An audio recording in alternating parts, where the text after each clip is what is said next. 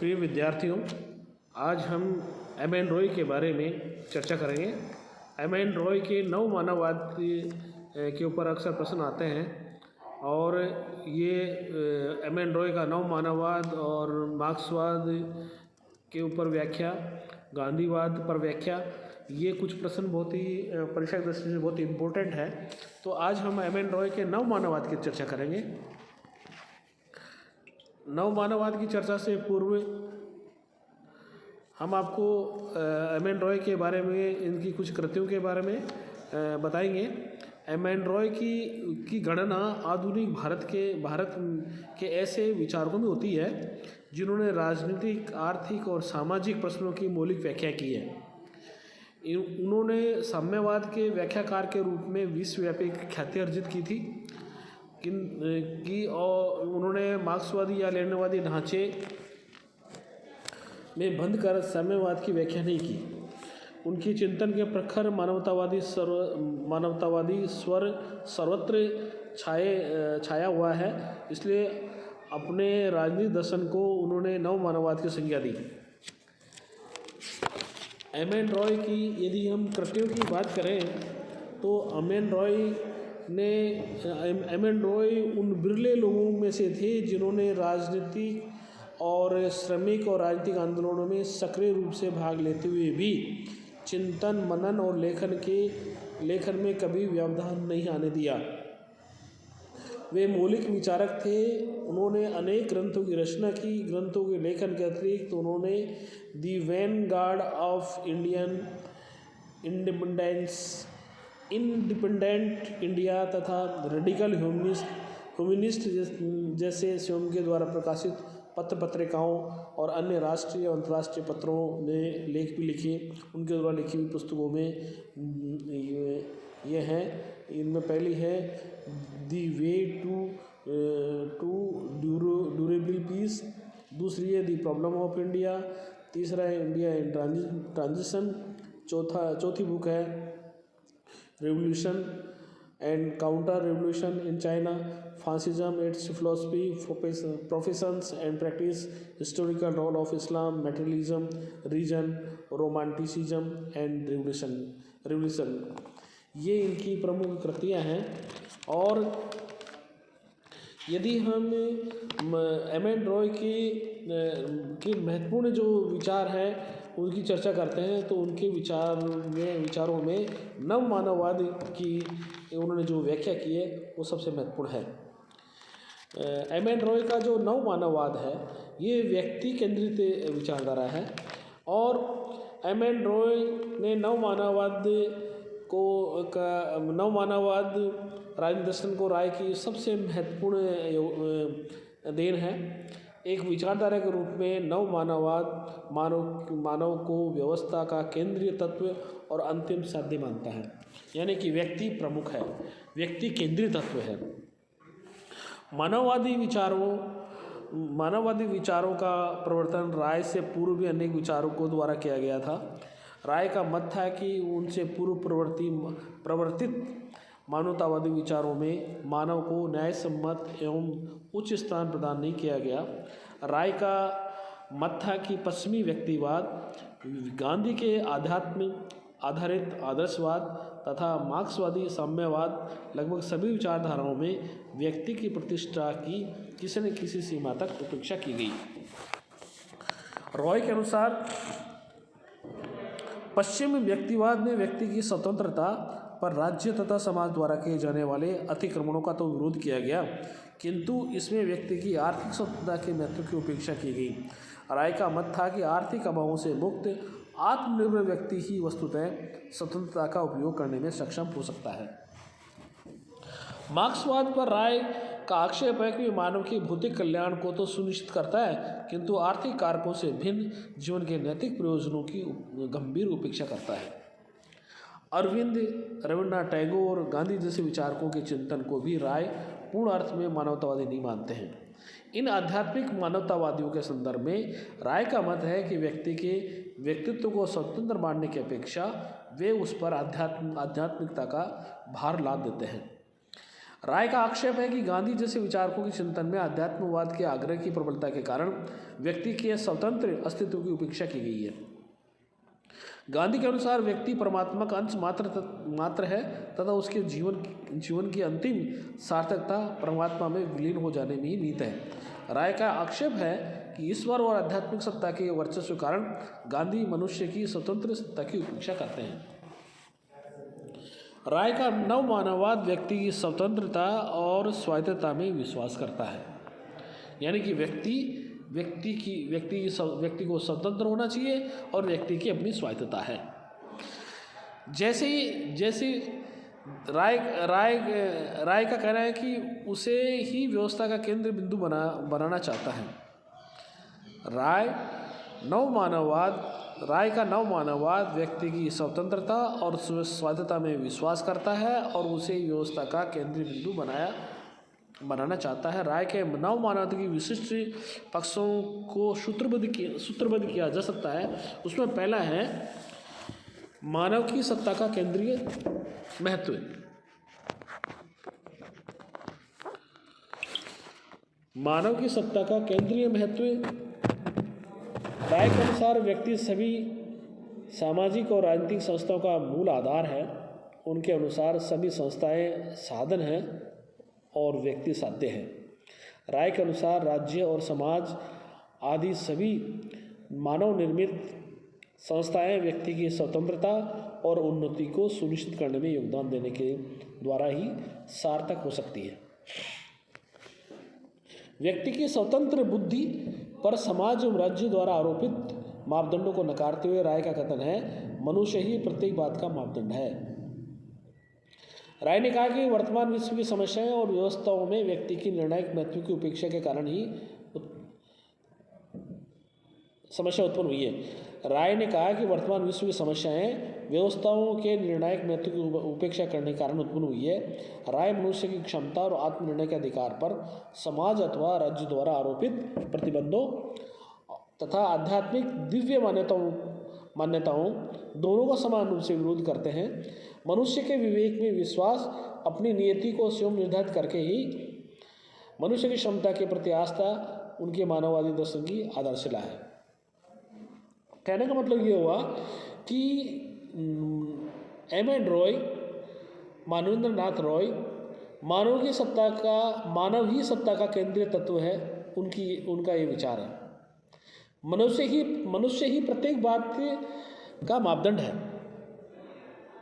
विश्व में जितनी समस्याएं उत्पन्न हुई है उसका मूल कारण ये है कि मनुष्य की क्षमता और आत्मनिर्णय के अधिकार को चुनौती दी गई है, उस पर प्रतिबंध लगाए गए हैं। जहाँ तहाँ उस पर प्रतिबंध लगाया गया है। इसलिए एम एन रॉय का मानना ये है कि मनुष्य ही प्रत्येक बात का मापदंड है और मनुष्य सत्ता का केंद्रीय तत्व है।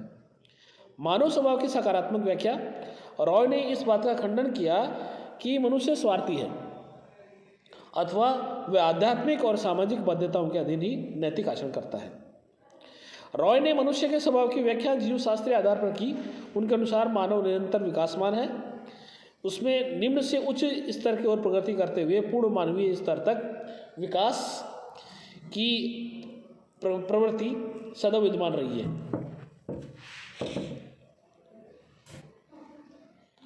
उनका मत है कि प्रत्येक जीवित तत्व जाने अनजाने अधिकतम संभव और स्वतंत्रता अर्जित करने का प्रयत्न करता है। उनके शब्दों में अस्तित्व के लिए संघर्ष नकारात्मक अर्थ में स्वतंत्रता की खोज है। अस्तित्व के लिए संघर्ष नकारात्मक अर्थ में स्वतंत्रता की खोज है। राय के अनुसार विवेक, नैतिकता, स्वतंत्रता मानव स्वभाव के तीन शाश्वत तत्व हैं। विवेक, नैतिकता और स्वतंत्रता ये मानव स्वभाव के तीन शाश्वत तत्व हैं। तो ये मानव स्वभाव की सकारात्मक व्याख्या करते हैं। और तीसरा पॉइंट है मानवीय विवेक में आस्था। एम एन रॉय मानव के विवेक में आस्था रखते हैं। रॉय के अनुसार विवेकशीलता मानव स्वभाव का सहज लक्षण है। राय के अनुसार विवेकशीलता मानव समाज का सहज लक्षण है। मानव समाज की विकासमान प्रवृत्ति की ओर संकेत करते हुए रॉय ने स्पष्ट किया कि अंधविश्वास, जादू टोना, प्राकृतिक धर्म के प्रति झुकाव मनुष्य के स्वभाव की अविकसित अवस्था की ओर संकेत करते हैं।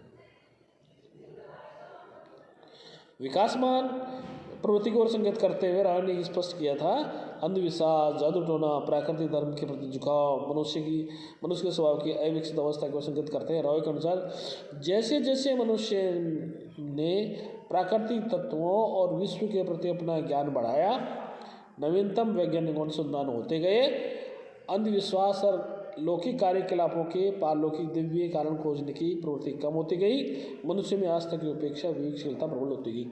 यानी कि धीरे धीरे मनुष्य में विवेक जागृत हुआ, विवेकशीलता आई, तो मानवीय विवेक में आस्था रही। आस्था एम.एन. रॉय की नव मानववाद की विशेषता है। और नेक्स्ट विशेषता है मनुष्य के नैतिक व्यक्तित्व में विश्वास। रॉय के अनुसार नैतिकता मनुष्य पर कोई बाहर से आरोपित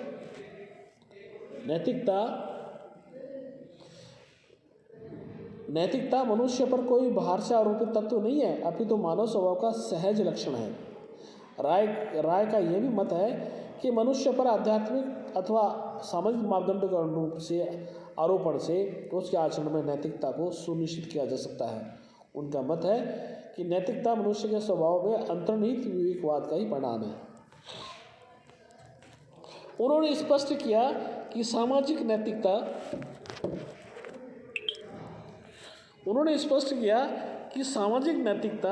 सुसंस्कृत मनुष्य का निर्माण नहीं करती, अपितु एक विवेकशील और नैतिक मनुष्य ही सुदृढ़ सामाजिक व्यवस्था का आधार बन सकता है।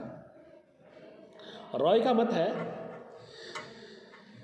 नैतिकता जब तक मनुष्य के आचरण और चिंतन पर बाहर से थोपे गए मापदंडों के रूप में अपनाई जाएगी, तब तक वह सहज, विश्वसनीय और शाश्वत बन सकेगी। उन्होंने स्पष्ट किया कि सामाजिक नैतिकता सुसंस्कृत मनुष्य का निर्माण नहीं करती, अपितु एक विवेकशील और नैतिक मनुष्य ही सुदृढ़ सामाजिक व्यवस्था का आधार बन सकता है। राय का मत है कि नैतिकता जब तक मनुष्य के आचरण और चिंतन पर बाहर से थोपे गए मापदंडों के रूप में अपनाई जाएगी, तब तक वह सहज, विश्वसनीय, शाश्वत नहीं बन सकेगी। उनके अनुसार मनुष्य का जागृत विवेक ही नैतिक मूल्यों को सुदृढ़ आदान प्रदान करता है। नैतिक मूल्यों को मनुष्य के अंतःकरण के अतिरिक्त किसी अन्य स्वीकृति अथवा स्रोत की आवश्यकता नहीं होती, तथा मनुष्य का अंतःकरण ईश्वर की आवाज़ का परिणाम नहीं होता, अपितु उसकी विवेकशीलता का सहज परिणाम है। राय ने दावा किया कि विवेक के भौतिक आधार की खोज और नैतिकता के विवेकवाद और लौकिक स्रोतों ने मानववाद को उसके साथ परंपरागत रूप से जुड़े हुए रहस्यवादी तत्वों से मुक्त कर दिया। राय का मत है कि मनुष्य विवेकशील होने के कारण ही नैतिक है।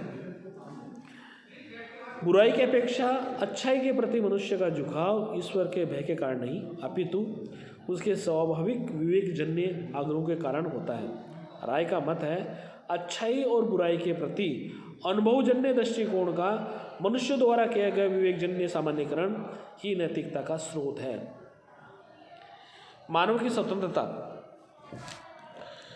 राय के अनुसार स्वतंत्रता मानव स्वभाव का स्वाभाविक लक्षण है और मानव की स्वतंत्रता मनुष्य के लिए आवश्यक है। उनके अनुसार स्वतंत्रता की आकांक्षा मनुष्य में विवेकशील और सचेतन व्यक्तित्व की स्वाभाविक प्रकृति है। राय के अनुसार स्वतंत्रता साधन मात्र नहीं है, अपितु स्वयं में साध्य है। उनके अनुसार समस्त सामाजिक राजनीतिक संस्थाएं मनुष्य की स्वतंत्रता को सुनिश्चित करने की साधन है। अतः पूर्ण स्वतंत्रता की प्राप्ति के प्रयत्नों में मनुष्य की सहायता करनी चाहिए। राय का कहना यह है, स्वतंत्रता साधन मात्र नहीं है, अपितु स्वयं में साध्य है। उनके अनुसार समस्त सामाजिक राजनीतिक संस्थाएं मनुष्य की स्वतंत्रता को सुनिश्चित करने के साधन है। अतः पूर्ण स्वतंत्रता की प्राप्ति के प्रयत्नों में मनुष्य की सहायता करनी चाहिए। राय के अनुसार स्वतंत्रता मानव जीवन का सर्वोच्च सद्गुण है, क्योंकि वस्तुतः स्वतंत्रता की आकांक्षा ही मानव के अस्तित्व का सार है। राय की मान्यता है कि स्वतंत्र मानव ही समतामय और न्यायनिष्ठ समाज की स्थापना का आधार बन सकते हैं। स्वतंत्रता की राय की परिभाषा की परिधि व्यापक है। राय स्वतंत्रता को व्यक्तित्व को पूर्ण प्रदान करने की मानव क्षमता के रूप में परिभाषित करते हैं। इस अर्थ में स्वतंत्रता उन प्रतिबंधों के क्रमशः विलोप के रूप में परिभाषित की जा सकती है जो मनुष्य के व्यक्तित्व को कुंठित और प्रतिबंधित करते हैं। राय के अनुसार मानवीय व्यक्तित्व पर अनावश्यक प्रतिबंधों के उन्मूलन से मनुष्य सामाजिक व्यवस्था का पुर्जा मात्र बनने की अपेक्षा अपने पृथक सार्थक व्यक्तित्व की पहचान बना सकता है। राय का मत है कि मनुष्य को केवल समाज और राज्य द्वारा आरोपित प्रतिबंधों से ही मुक्त किया जाना पर्याप्त नहीं है, अपितु इसी आर्थिक अभाव के उत्पन्न बाध्यताओं से भी मुक्त किया जाना चाहिए। उनका मत है कि आर्थिक आत्मनिर्भरता की सुदृढ़ आधारशिला पर ही व्यक्ति अपने व्यक्तित्व के विकास की नैतिक स्वतंत्रता का उपयोग कर सकता है।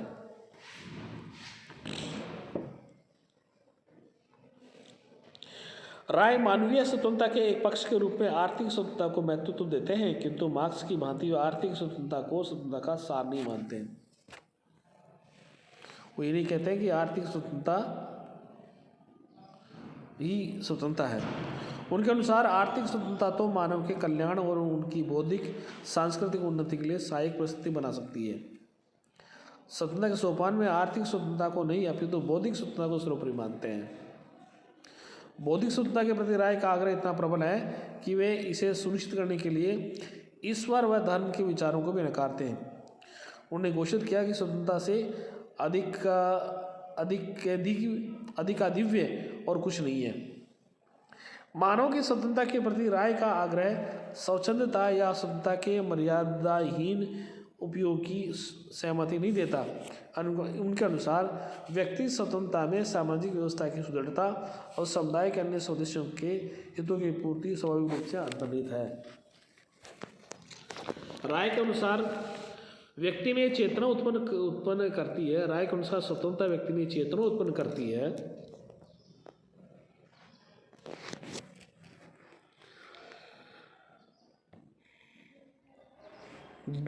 है जिसके द्वारा वह अपने हितों में अधिकारों और दूसरों के हितों में अधिकारों के मध्य सापेक्षता और पारस्परिकता के प्रति जागरूक होता है। उन्होंने कहा कि स्वतंत्र व्यक्ति यह अवश्य समझ सकता है कि परस्पर सहयोग और प्रकृतिगत तत्वों के अन्य कारण मानव अन्य व्यक्तियों में से अनिवार्यतः संबद्ध है और निर्भर करता है। रॉय ने घोषित किया कि संस्कृति स्वतंत्रता की नींव है और राय के अनुसार संस्कृति व्यक्ति को स्वयं अपने व्यक्तित्व के अस्तित्व के अतिरिक्त दूसरों के अस्तित्व के प्रति संवेदनशील बनाती है। उनके अनुसार ज्ञान सत्य और स्वतंत्रता के प्रति आकांक्षा पृथक नहीं अपितु एक दूसरे से अनिवार्यता संबंधित है। उनके शब्दों में स्वतंत्रता अनैतिक साधनों से अर्जित नहीं की जा सकती है, न ही जागृत विवेक युक्त व्यक्ति मिथ्यावादी हो सकता है।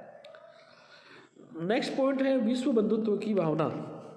राय ने मनुष्य को राष्ट्रीयता के बंधन से मुक्त करके विश्व बंधुत्व के आदर्श का प्रतिपादन किया। उन्होंने मानव मात्र की सार्वभौमिक एकता को मानव मात्र की सांस्कृतिक उन्नति का आधार माना।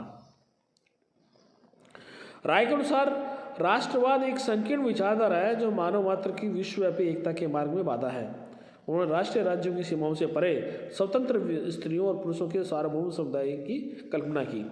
उन्होंने स्पष्ट किया कि एक विश्व राज्य की धारणा उनके मानववादी आदर्श को प्रतिबिंबित करती है। उन्होंने कहा नव मानववाद सार्वभौम है। नैतिक दृष्टि से स्वतंत्र व्यक्तियों का सार्वभौम समुदाय राष्ट्रीय राज्यों की सीमाओं से प्रतिबंधित नहीं होगा। फांसीवादी, पूंजीवादी, समाजवादी, साम्यवादी अथवा अन्य प्रकार के वर्गीकरण 20वीं शताब्दी में हुए मनुष्य के पुनर्जागरण के प्रभाव से शैन विलुप्त हो जाएंगे। इस प्रकार से एम एन रॉय का नव मानववाद पूरा होता है, कंप्लीट होता है। धन्यवाद।